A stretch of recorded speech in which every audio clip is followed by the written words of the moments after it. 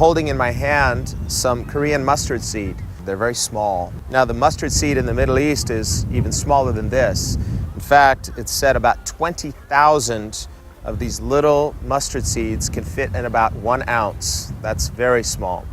And if I were to scatter it on the ground, there's no way you can find it easily, that is. You'd have to get down and search for it.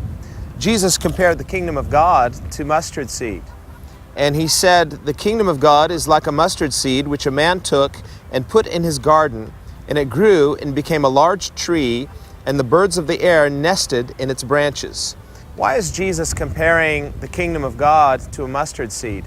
Now, it would be common in that culture to refer to a large plant, and these mustard seeds could grow into a large plant as tall as 12 feet.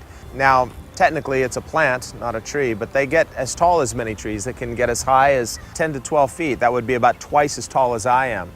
So it's a large plant, and Jesus said the birds of the air nested in its branches. And it would not be uncommon in the Middle East to find many birds hovering over these mustard trees or mustard plants because they like to eat the little seeds. And so Jesus is telling us that the kingdom of God begins very small as something seemingly insignificant like a mustard seed. And yet, when it's planted in good soil, it's going to grow up into something very substantial that provides a place of refuge and habitation for small and fragile creatures like birds. Birds are homeless. They live out in the outdoors, and yet Jesus said, your Father provides for them. How much more is He going to provide for us? So here, birds are representing human beings. It's representing the people who need a place of habitation, a dwelling place. The kingdom of God becomes the place that we dwell. What exactly is the kingdom of God? Many people think of a kingdom as a realm, but actually the Bible word kingdom means rule or reign. The Bible word in the Greek is basileia, and it speaks of the authority of God. It speaks of a king's rule, a king's dominion.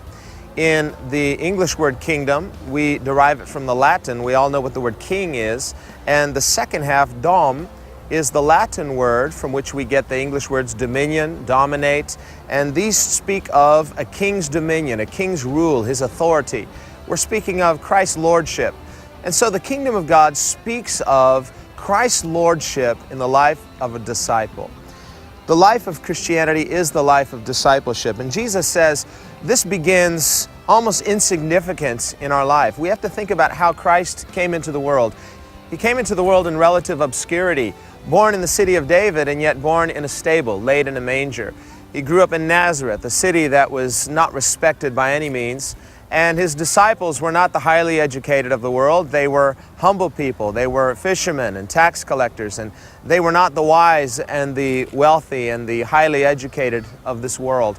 And so we see that Jesus calls the weak. He calls those things that are unassuming and not necessarily impressive from a human perspective. And so this is what Jesus means when he says the kingdom of God comes without observation. So the kingdom of God begins as something very small and seemingly insignificant, and yet Jesus says it's going to grow into something very great.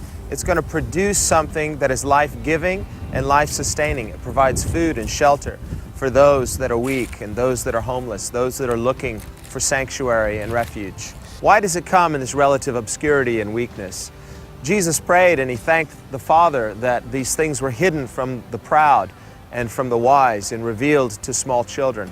I believe there's an aspect of the hiddenness of the kingdom in that it comes to test our hearts. It comes to reveal whether we're proud and hard or whether we're humble and able to see the kingdom and see the king for who he is. Jesus talked about the sower of the seed, and he scattered seed in 4 types of soil. There was the hard-packed soil, and the seed didn't produce anything there. Likewise with the shallow soil and the soil with the thorns. The only place where the seed produced fruit was in good soil. And so if the kingdom of God is to take root in our lives, we must prepare our hearts like good soil to receive his kingdom. Jesus also compared the kingdom of God to leaven and dough. Leaven is like yeast. It causes the dough to rise. Now, I love making bread. It takes a bit of time, but it's not that difficult, and there's nothing like homemade bread. It tastes better and it's fresh, but you have to really prepare the dough right. If you don't prepare the dough right, then the yeast is not going to cause the dough to completely rise. So there are a number of factors, a number of preconditions for For example, if the dough is not moist enough, it needs the right kind of moisture. It needs the right kind of kneading. You've got to prepare it by kneading the dough and preparing it. These are preconditions to how we receive the yeast of God's kingdom in our life. If we've done the work and we've prepared our hearts to receive His kingdom, then Jesus says there's going to be this permeating effect. Yeast permeates the dough and it changes it into something completely different. It becomes part of the character of that dough to where now something new has happened and there's been a fusion, if you will, a permeating influence. Jesus' kingdom is to be a permeating influence in our lives that causes an increase of who He is in our complete being.